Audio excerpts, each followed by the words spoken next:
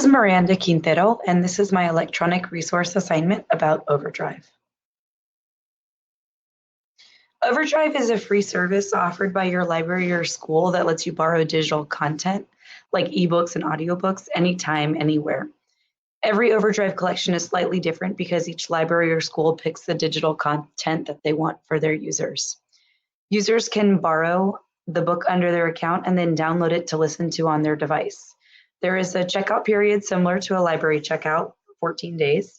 OverDrive can be used on a website browser as well as an app. What I've been using most when using this is the app. The OverDrive app has various settings that makes it very appealing. First, many of the titles have both the use of an ebook and an audiobook, so you can get access if you want to read it on your device or if you want to listen to it. I personally listen to many books in the car. It's made my commute a lot more tolerable. Users are able to make a choice between which type of book they want to borrow, so that really works well. Some OverDrive subscriptions also have periodicals like magazines, and it gives the ability to have subscriber choice. So whatever entity is choosing the content, whether it be a public school or a city library, they're able to choose the content they want to appeal to their users. Having access to audiobooks is beneficial to school libraries because it gives all levels of readers access to materials. Providing that through the OverDrive is giving those non-readers something that they're able to listen to be able to engage with text. So those students who struggle with decoding, they have a chance to listen and work on their comprehension skills while also being able to improve that decoding ability. This app also allows for access to many different titles without taking up shelf space in a library. So if the library is a physically small space, providing OverDrive titles is another way of expanding the collection without having to use up any physical space. And finally, there's the ability for group buying. If a school district subscribes to OverDrive, then all the schools in that district can benefit because they can access those titles without having to spend individual school money budgets on books. OverDrive is under the parent company Rakuten, which is a Japanese-based internet commerce company. It's been over OverDrive since 2015. The actual content that's chosen for each OverDrive collection is chosen by the subscriber. The current district I work for chooses popular titles that students will want to read or listen to, including titles like Diary of a Wimpy Kid, No David, and Wonder. I would be remiss not to include some of the best features of the OverDrive app. The OverDrive app allows for searching through audiobooks and ebooks, oftentimes periodicals as well. Through the ease of advanced searches, users can search by title, author, genre, certain types of books, if they want a comic book or if they want a picture book. There's also the download ability. Once you borrow a title, you're able to download it to your device so you don't have to be connected to Wi-Fi to listen to it. This is really beneficial for our students who come from low-income schools who maybe don't have Wi-Fi at home but can go to a location that has Wi-Fi to download the book and then be able to read it or listen to it once they're at home off of Wi-Fi. In addition, there's a wish list and wait list. The wish list allows you to put the things that you would like to read, and it will remind you later on, hey, remember you wanted to read this? And then in terms of if a book is already checked out, just like it is in the library, you can put a hold on the title and be put on that wait list to be able to get that title once it is returned by the other user. There is a bookshelf feature, which allows the user to collect all of the titles that they have borrowed and be able to easily get into to be able to read or listen. And one of the things that I like the best is actually the ability to change the rate of speech on audiobooks. I personally can't handle when people talk really slowly, so I always listen to my books at least at 1.25 speed, sometimes 1.5. And if I'm really in a hurry because my book is about to have to be returned, I may listen to it at 1.75 or 2 times the speed to get through the book and be ready to turn it back in. It's very useful. Now, while the OverDrive app is very useful, there are some limitations. There is the limitation of only a 2-week checkout for the title. So it's just kind of like a library. If you have the book and you are reading it, you have that 2-week window. You are able to renew, but it still gives you a limit. So it's not just a forever thing. Something I found with the OverDrive app, at least through the district that I use it through to subscribe, you have to sign in every time that you get on, and that's kind of annoying because it just isn't like an open, I'm good to go. Whenever I close out of it, it's making me sign in again, which is not so great. Thirdly, it's not extremely intuitive of an app. Usually I'm pretty good about figuring out how to get to this place and that. But if I were someone who wasn't as tech savvy, I think I would have a little bit more trouble recognizing how I needed to download the files for an audiobook and things like that. So it's a little bit difficult.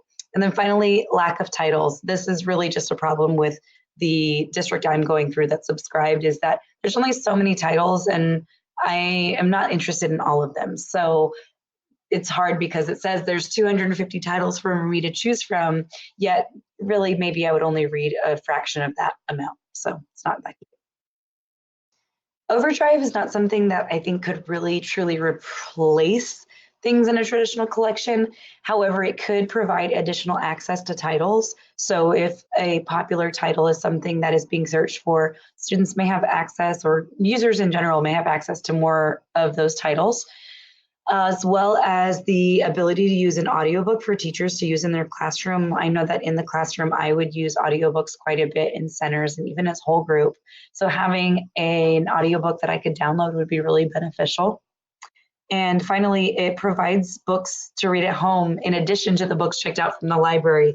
So students will have their usual physical books that they take home with them, but say it's the weekend and they finish reading their books and they want to read something else, providing this OverDrive application allows them to be able to take books anytime, anywhere, and not have to worry about going to the actual location to get them.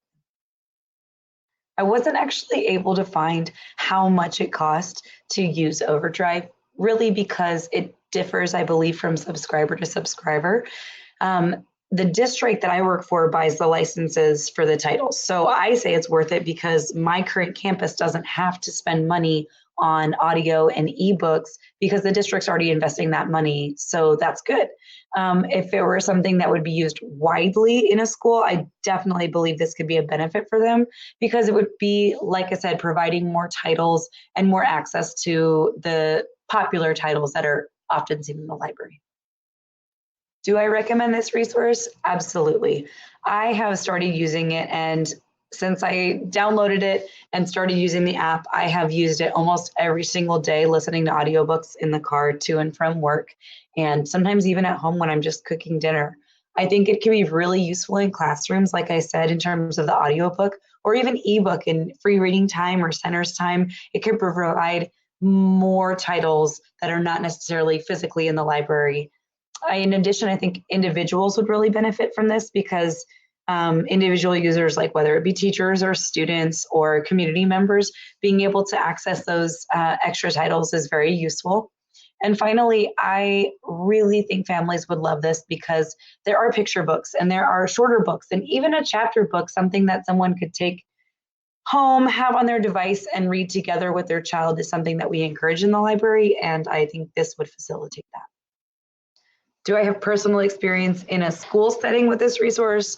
In a nutshell, no, but I have quite a few ideas of ways that I could intertwine it with what we're doing in school. I think a Tech Tuesday idea is my BYOD, bring your own device. It's an idea that I would like to have family members, whether it be, the parents or the actual students who have their devices from home, bring them to school and a day after school, and everyone brings their own device and connects to the Wi-Fi in the school. That way, the excuse of, oh, well, they don't have Wi-Fi at home is not there. They come, I teach them how to use the OverDrive, and we are able to download ebooks and audiobooks for them to use at home. And, we can meet again, do a different style. That's my whole Tech Tuesday idea. I have started talking to some of the fifth graders in my campus about this app. And before my time is up as a sub in a few weeks, I am hoping to be able to work with some of them going over it so that they can start using it. Could I locate information from a school librarian who is using OverDrive? The answer is really no. My mentor does not showcase it. I asked her specifically, and she says, the kids don't have devices, they don't have Wi-Fi, they're not interested. I tried to get them to do it, but they want to read the actual physical book. So that was a little interesting. And then I continued searching for other librarians that I know across the district, and none of them really encourage the use of it either.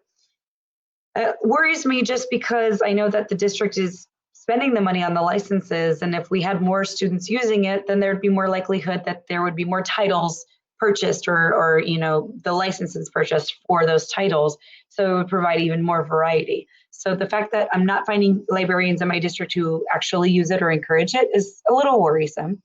However, I did discover an article from 2012 from a librarian. The article was titled, "Does OverDrive Really Care About Libraries?" And it was a little uncomfortable because her email that she received talked about how OverDrive was marketing replacing an entire library collection with e-content and those electronic resources. While that is something that may come in the future, it's a little worrisome because then it kind of undermines the importance of having a school librarian in the location of the school. We know from the AASL that it is paramount that schools have school librarians for the school to be truly successful. So providing not only the e-content, but a physical collection as well as a certified librarian is extremely important. That is the end of my presentation. I hope you enjoyed it. Thank you.